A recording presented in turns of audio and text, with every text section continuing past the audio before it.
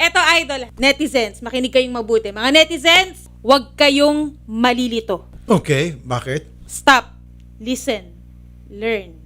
Nalito na ako. Ano nga ulit yun? All my fellow Filipinos, now this is my side. Listen, look, and listen, and learn. Okay. Makakausap nyo, idol, si Pepito Laroder. Inirereklamo niya ang pagkalat ng mga pictures sa social media na nakabaon na anaconda sa kuweba. Huwag kayo malilito, netizens ha. Anaconda sa kuweba ng pinakasalan niya. Pero, sabi naman ni Mrs., paano nasabi ni Mr. na kuweba niya ang binaunan ni anaconda? Okay. Hindi ako nalito. Ewan ko yung iba, baka nalito. Medyo nagaling kang gumawa ng script Suwabe Okay talaga ito si Sherry The best. That's the best script ever. Okay. Mr. Pepito Laroder, sir, magandang hapon. Okay. And then mamaya makausap natin si Mrs. na nasa Oman, Jordan. Are you sure na anaconda? Baka bulati. Grabe naman itong netizen na ito. Sobra naman kay mga netizen. Sabi naman ni Mia Kapala, ang tindi naman ng bumaon ngayon.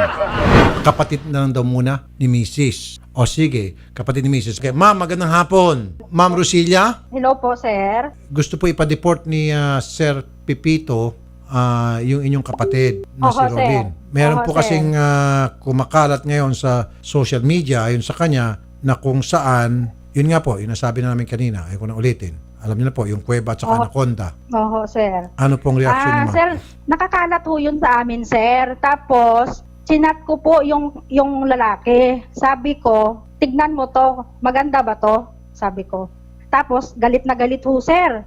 Ang sabi ho sa akin, atindira ka buhi mo. Ay, ibig po sabihin, asikasuhin ko yung buhay ko, wag daw ho yung buhay nila. Okay. Tapos nung gabi ho sir, chinat ko ho. Sabi ko, kumusta ho yung tulog ninyo? Sabi ko, ipagdasal nyo na hindi ito makita nung nanay ko. Kasi pag nakita ho, matanda na ho yung nanay ko sir eh. Opo, ma'am. Kasi ho sir, nung nalaman niya ito nung 2018, hindi ho siya mapakali sir, nervyosa ho yung nanay ko eh. Kasi ho, yung asawa ho nung lalaki, nung kabit niya, taga-amin lang din ho. Kaya hindi ho iba, kilala ho sila. Teka muna, sino po may kabit? Si ano po, yung kapatid ko po si Rolin, asawa po ni Pepito. Yung kabit po ng asawa ni Rolin, nung kapatid ko ho, may asawa din ho, taga-amin ho. So ibig sabihin si Rolin may kabit. Yes po. Yung kabit ho niya, may asawa din ho. may asawa. Parang parehas po silang kabit. Kabit-kabit ho. Kabit-kabitan na ito. Si Rolin, sir, yung misis ni Pepito. Si Rolin, miss ka ni Pepito. Si Rolin may kabit Yes po. So kayo po, Ma'am Rosilia, kapatid niyo po si Yes po. Rolin. Yung babae ho, ang tapang pa ho. So kapatid mo yung babae, sa halip na kampihan mo dahil kapatid ka, so ikaw na mismo nagsasabi na itong kapatid mo merong ginagawang kabalastugan nga. Yes po, sir. 2018 pa ho yan, sir. Ang tahimik ko ho, sir. Hindi ho ako nagsasalita sa asawa niya, sa bayaw ko. Kahit ho sa nanay ko, nilihim ko ho yan. Sabi ko, wag kang maniwala sa mga naririnig mo. Sabi ko, sa akin ka maniwala, nay. Tapos, eto ho, may nakumalat na ho yung picture nila. Galit na galit ho sa akin. Okay. May nagtanong ano rang kulay ng kuweba? Very dark. I mean, kulay ng anaconda, very dark. Doon sa nagtatanong. Okay. Ito na si Rolin. Para naman maging Yes fair po. tayo, mas maganda. Ma'am, sandali lang mo, standby lang ko yung Ma'am Rosilia. Ma'am Rolin, all the way from Oman. Yes po, sir. Sandali, pero bago niya, sabi ni Kimi, sana nilagyan na lang do not enter, beware of dog. O nga, kasi may pagmamayari na. Kaya. Ma'am Rolin, nagreklamo po sa amin si Mr. Laroder, yung asawa niya po. Siya po nagre-reklamo, sir? Opo, kasi nga raw po, nakakuha siya ng picture na kung saan may pumapasok daw po na anaconda sa kuweba ninyo. Parang nasa palagitnaan, medyo, talagang hindi maganda, sobrang hindi ganda. Yung anaconda po, na pagkalaki-laki, sinlaki raw ng troso, nasa palagitnaan ng isang kuwebang masikip. Opo. Ano pong reaksyon? Hindi po yan sa amin na picture, ma'am. Sir, at saka pinag-usapan ho namin ng asawa ko yan. So, hindi po sa inyong picture yon. Hindi ho. Pero sabi po ng sir nyo, sa inyo raw yon. Kapatid niyo na mismo, sa halip nakakampihan kayo, kinukontra kayo at kinakampihan Kaya- niya si mister niyo. Matagal na ho yan na galit ho yan sa akin, sir. Ganito ho yan, sir. Nagpadala ako sa asawa ko ng pera, nag-chat siya sa asawa ko na nagsabi daw ako na kukuha siya ng pera doon sa asawa ko. Nagsabi yung asawa ko sa akin na nagsabi ka ba ng ganito? Sabi ko hindi. Tinawagan ko yan, sabi niya sorry. Okay, sige. Sandali lang, ma'am, mas maganda kasi kapatid mo ito, siya magsasalita. Okay, Ma'am Rosilia, Ay, kinukontra ito, po kayo ni... gusto mo kausapin si Ma'am Rolyn, Ma'am Rosilia, ito magkapatid, mag-uusap. Usap po kayo, madam. Ano sinasabi mong pera? Yung pinadala mong unang-una, ano sabi mo? Hingi ka kay Bal. Sabi ko, magkano? 2K? Ano sabi mo? Ikaw bahala. Mangkuton mo si Bal. Ibig sabihin, sir, ganunin mo si Bal. 1K. Hindi ko 1K. Ano yung sinabi mo sa kanya? Dinagdagan mo. Dinagdagan mo Hindi na mo totoo. hindi ako nagbigay ng informasyon. Kausapin mo. Totoo yan, sir. Hindi ho issue ang pera dito ngayon. Unang-una pa po yan, yung unang-unang padala niya. Ang issue ho dito ngayon, yung kahihiyan na ginawa ninyo. Ayan ho ang Okay, issue yung natin. Hindi ho kahihiyan. pera. Hindi ho Yung- pera. oh, sige, Dapa, sige, makinig ka. kahihiyan. Ang kahihiyan, Eh, Dapa, ikaw tatauman ka, malayo ka, wala kang maririnig na salita. Yung nanay mo, ano? Kabarangay natin?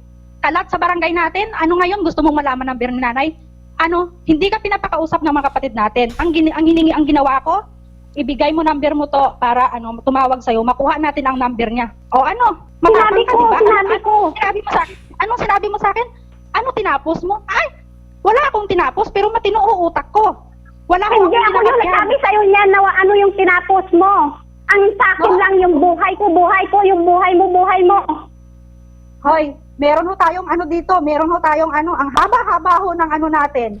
Ikaw nga gumagamit ng account ng lalaki, sa lalaki nga ako nag-chat-chat, ikaw nga Hindi nag-reply sa ako akin. gumagamit ng account mo kahit kanino man. Hindi ako gumagamit ng account ni Rex o kanino man. Kaya wag mo kong magpagbintangan. O sige, hindi ikaw ang gumagamit? O bakit nung sinakit ko si Rex kahapon, sabi ko, ngayon, alam na ng asawa ni Dapa, alam aka Rolyn, alam na ng asawa niya, ano ginawa mo? Tumawag agad kay Bal, hindi ka naniwala sa akin, di ba? Hindi ka naniwala sa akin na sinumbong na kita sa asawa mo. Kasi kayang-kaya Oy. mo bilugan yung ulo ng asawa mo. Gani, hindi ko kaya bilugin ng yung ulo ni Val. Alam mo yan. Alam mo kung ano yung mga edukado na mga tao na yan. Kaya wag mo kong pagsabihan. Sir Rapi Tulfo, kung gusto mo po makuha yung side ng asawa ko, tawagan niyo po yung asawa ko. Okay, sige, sandali. Makasingit po ako sa inyong dalawa. So, Ma'am Rolyn, so dinideny nyo Yes, na merong anakondang pumapasok sa inyong kuweba. Hindi nangyari yun. Imposible po yan, sir. Imposible. Imposible po yan. Okay, ma'am, Opo. kung sasabihin ko Yung sa iyo this picture, time, yung sa mukha. okay, sige, imposible. Ma'am, kung sasabihin ko sa inyo, merong litrato na ngayon, bagong litrato, na yung anaconda nakahawak sa dalawang bundok, nakatakma sa dalawang bundok. Oh, no! At kitang-kita na po yung picture, yung mukha ninyo, at saka yung mukha ni anaconda. Yung may-ari po ng Hindi ko po anaconda. yung picture, sir. Pero yung may-ari na yan, imposible po yan, sir. Hindi nga, ma'am. Okay, doon sa anaconda at saka kuweba, wala naman po nakikita mukha doon. Pero this time, yung may-ari ng anaconda nakadakma sa dalawang bundok mo. At very clear po yung picture. Undeniable. Hindi ko yan dinideny. Alam mo yan ang asawa ko. Alam ni mister? So, okay kay mister yon? Opo. Alam mo yan kung ano yung relasyon namin ko yung tungkol sa buhay namin. Alam na ho yan. Akala ko ba ang gusto, Pinag-usapan ang namin gusto ang po ni asawa. mister kasi, ma'am, is pa-deport ka raw dahil dito. Sir, kausap ko ho yung asawa ko ngayon. Ang sabi niya na lang sa akin, dahil sa kahihiyan mo, tapusin mo yung kontrata mo. Hindi ako magpapadeport sa'yo. Sabi niya. Hindi ako magpapadeport sa'yo. Sir, kausapin niyo na lang po yung asawa ko ngayon, sir. Okay, sige, kausapin ko asawa. Hindi, kasi sir, ma'am, ako po'y walang karapatan na ipa-deport ka. However, si mister meron. Si mister naman po Opo, talaga alam ang ko po nagsabi yan. na gusto ko na ipa-deport. Hindi po ako Opo. may gusto noon. Ano bang pakialam ko sa'yo? Hindi ba? Opo. Si mister. Ngayon, kung ayaw po ni mister ipa-deport ka, di wala tayong magagawa.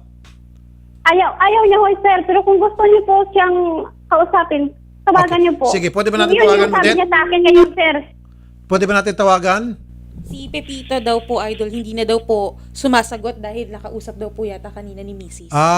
Okay. So, maliwanag. Baka totoo ang Kasi- sinasabi ni Mrs. na, okay, si mister Ayaw niya magpag-usap. ayaw niya ho na, sir, ng gulo. Sabi niya, okay. tahimik na yung buhay natin. Yung Well, kapatid mo lang yung problema dito.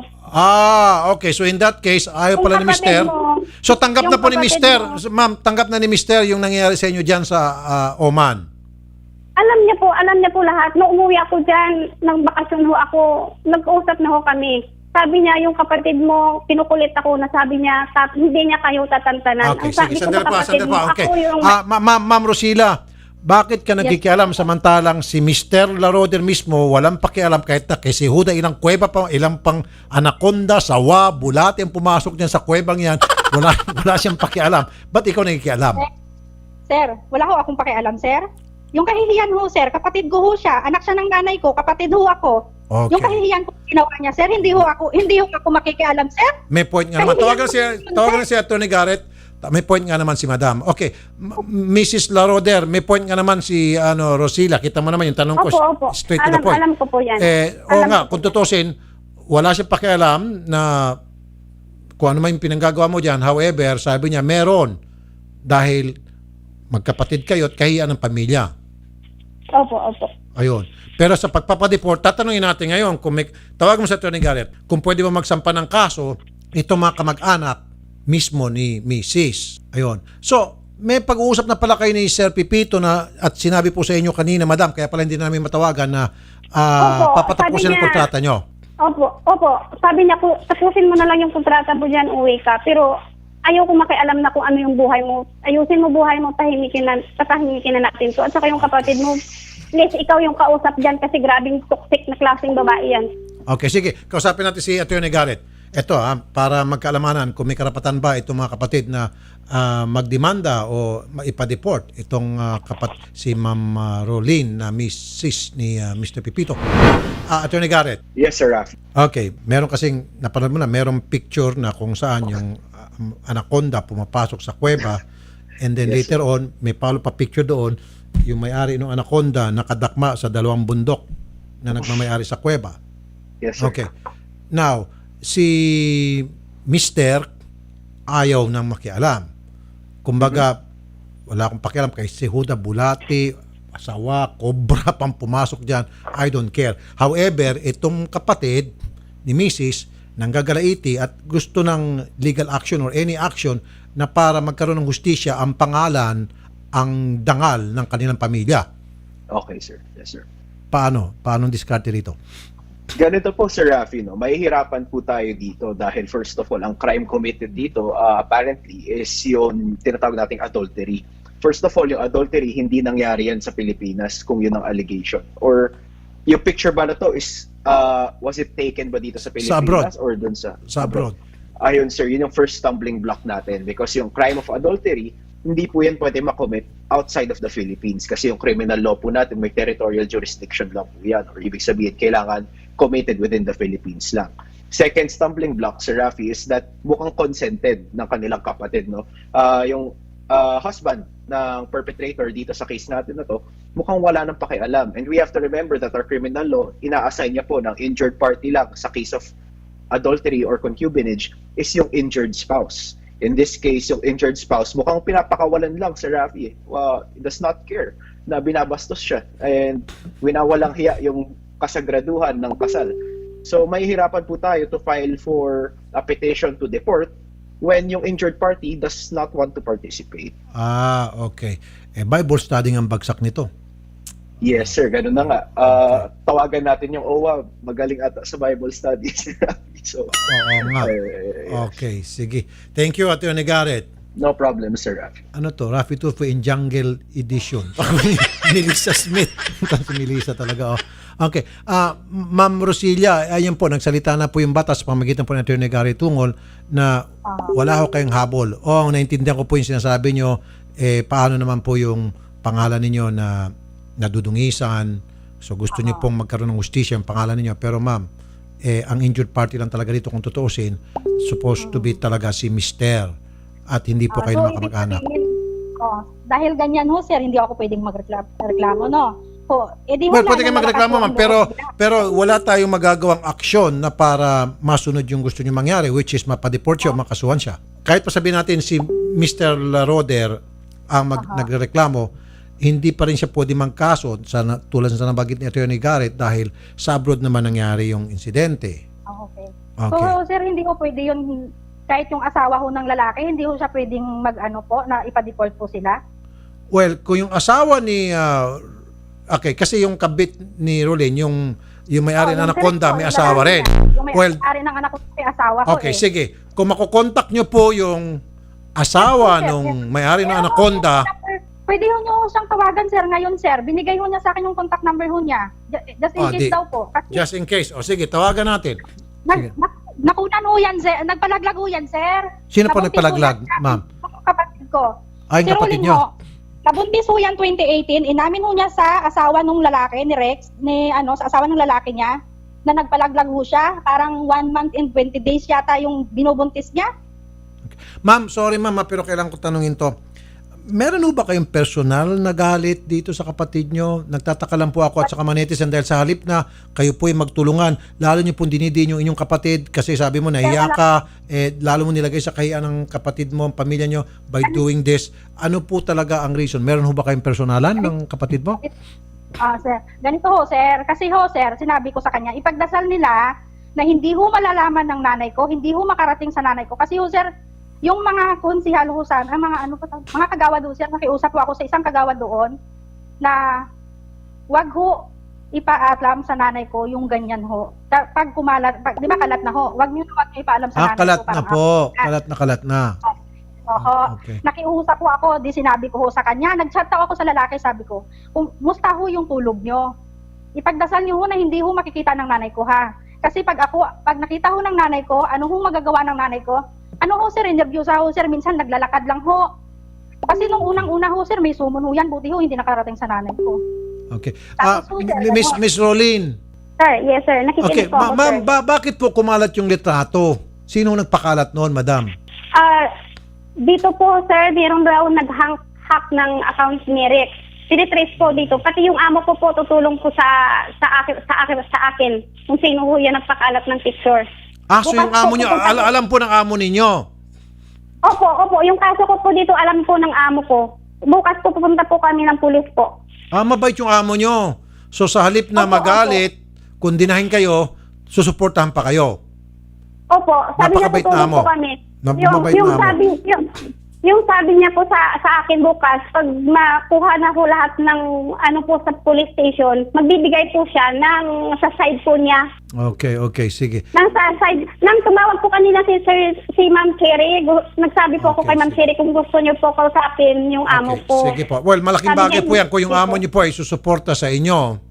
Okay? Opo. At saka, excuse po sir, Ma'am, madam. may sabihin lang po ako. Sige po, ma'am. Hindi po pwede na hindi ko po ipaalam sa nanay ko kung ano yung sitwasyon ko ngayon. Hindi po pwedeng itago po yun. Okay. Nanay ko po yun. Alam na Nanay ko po ho ba ng nanay mo ito, Ma'am Madam Rolin? Alam na? Alam ng nanay ko pero hindi pa po kami nag-usap kasi ayaw okay. po nilang ipakausap sa akin yung nanay ko kasi ang sabi niya ni Rosila ng kapatid ko na yan, kung ano mangyari sa nanay ko, ako yung mananagot, lahat sasagutin ko. Pero sana naman, bigyan nila ako ng koneksyon sa nanay ko na makausap. Hindi na ayaw nila akong pakausapin sa nanay ko. Tama pa po yan, sir? Tama po ba yan? Okay, sige, agree ako dyan. Ma'am Rosilia, bakit ayaw nyo ipakiusap yung nanay nyo dito kay Rolin?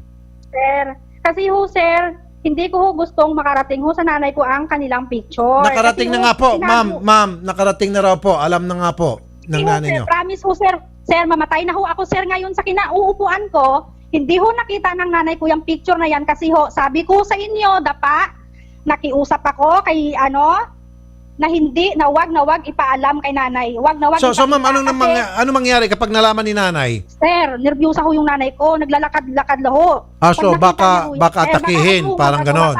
Saan ko makarating, sir? Okay. So, Ma'am Rolin, hindi pa raw nakarating sa nanay nyo dahil kapag nakarating, baka atakihin po. Dahil may sakit yung nanay nyo, Ma'am Rolin. Promise ho yan, sir. Kahit ho kausapin yung kapatid ko na Ganito nandoon. na lang po. Ito po meron akong suggestion po. Kung mamarapatin nyo po, Ma'am Rosilia at Ma'am Rolin. Kayo po'y magkapatid. Ano kaya kung mag-usap na lang po kayo, ayusin nyo lang po yung inyo pong problema, pag-usapan po sa pamilya, nang gayo magkaroon ng po katahimikan. Hindi lang po sa inyong dalawa, kundi sa inyong pamilya na rin. Sir, ganito ho yan, sir. Maayos ho ako nakipag-usap, sir. Sabi ko nga sa kanila, Ma'am. ipagdasal nila, hindi makarating kay nanay. Opo. Ano hong sinabi sa akin? Anong chat mo? Anong chat mo sa akin? Anong problema ko? Sabi ko, anong problema ko? Yung problema ko, yung kahihiyan na ginawa mo. Ano? Ano sabi mo? Ano ba natapos mo? Anong kinalaman ng tinapos ko sa sa ginawa mong kalaswaan? Sige nga, mag-isip ka nga. Yung anak mo, 2, babae, may lalaki. Hindi mo man lang ba naisip yun bago ka gumawa ng kahihiyan? Ma'am Rolene, bigyan kita ng a couple of minutes para sagutin yun and then magbe-break na tayo. May gusto kong sabihin, Mrs. Laroder, Madam? Yes po, sir. Yes po, sir. Go ahead po, ma'am. Yung masasabi ko lang, sir, alam na ho ng nanay ko. At saka, okay na rin sa asawa ko. Ngayon, kung hindi yung titigil ng kapatid ko, wala ho ako magagawa dyan. Okay. Wala po akong magagawa. Iwan ko kung ano yung lalim na yung lalim na galit niya sa akin kasi gusto niya daw talaga akong ipa-deport. Sabi ng asawa ko, ayaw ko. Ako yung may right na dapat magpa-deport sa'yo. Kung gusto ko makipag-usap kay Sir Happy Tulfo, yung kapatid ko marunong magtagalog. Pero sabi niya, Rulin, ayaw ko na ng magulong buhay. Tahimik na yung buhay natin. Kaya please lang, pagsabihan yung kapatid mo na tama na. Alright. Kung nagpahiya sa pamilya mo, pwede namin pag-usapan yan. Ma'am, Sana. I agree with you. In the first place, yung sinasabi ni Rosilla na nakahiyan sa pamilya, yes, nandun na nga tayo. Pero hanggang doon na lang siya dahil kung batas ang pag-uusapan, wala po siyang makukuhang recourse sa batas pamagitan ng pagpapadeport sa iyo, pagdidemanda sa iyo dahil hindi naman po sila ang injured party kundi yung si Mr. Si Mr. ayaw na nga po. Okay? So, end na po natin itong conversation na ito. Mas mabuti pa mo siguro kayong dalawa ay pag-usapan na lang to. However, ito lang po last masasabi ko. Sana po, Ma'am Rosilla, next time, wag na ho natin gawin itong mga ganito. Dahil hindi lang po ito kahiyaan sa pamilya po ni Pipito Laroder o sa pamilya po ninyo dito sa Pilipinas. Nakakahiya po ito sa mga kapwa mong OFW doon po sa Oman. Ano na lang po sabihin ng mga ibang lahi tungkol po sa atin. Kahiyaan po ito ng ating lahi, hindi lang po ninyo at ng inyong mister, kundi ng ating bayan. Di po ba? Excuse, sir. Ma'am.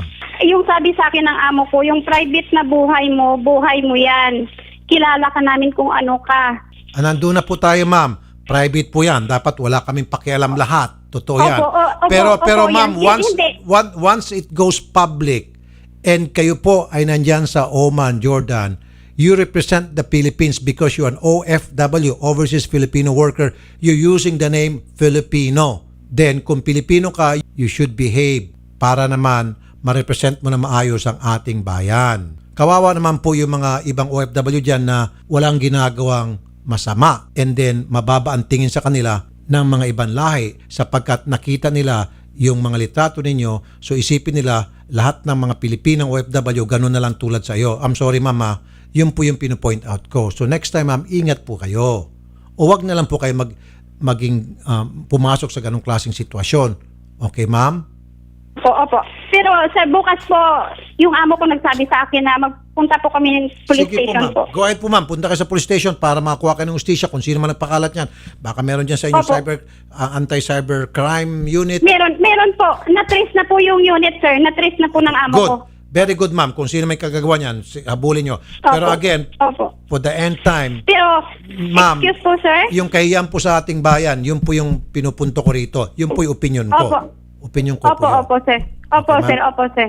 Okay? Opo, sir. Naintindihan ko po, sir. Sige. Good luck Opo, po doon sa paghahanap kung sino man po yung nagpakalat nito. Sana mahanap na at para matapos na po ito. Okay, ma'am? Opo, sir. Opo, sir. Sir, excuse po, sir. Madam. Ma'am.